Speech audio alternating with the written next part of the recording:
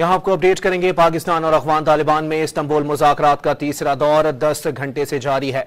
सिफारती ज़राए के मुताबिक मुज़ाकरात में रुकावटें पैदा हो गई हैं और अफगान तालिबान किसी बात पर तहरीरी तौर पर इत्तेफाक करने के लिए तैयार नहीं है।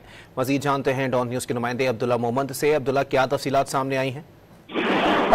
जी, पाकिस्तान और अफगान तालिबान में इस्तांबुल में जो मुज़ाकरात है वो तकरीबन 10 घंटे से ज़ायद का वक्त हुआ चाहता है और हमारी सफारती ज़राए ने तस्दीक की है कि 10 घंटे के मुशावरत के बाद, तजज़ियों के बाद भी जो पाकिस्तान और अफगान तालिबान के दरमियान मुज़ाकरात में जो है वो कोई पेशरफ्त पैदा नहीं हुई और अब मजीद रुकावटें इन मुज़ाकरात में सामने आ रही है।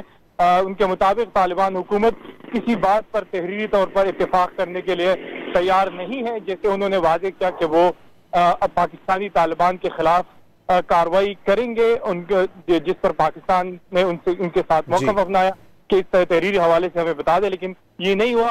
और सफारती ज़राए का कहना है कि मुज़ाकरात में रुकावट के बाद किसी मुस्बत नतीजे की उम्मीदें निहायत मौदूम हो गई। तालिबान हुकूमत पाकिस्तान के ठीक है, बहुत शुक्रिया अब्दुल्ला मोहम्मद।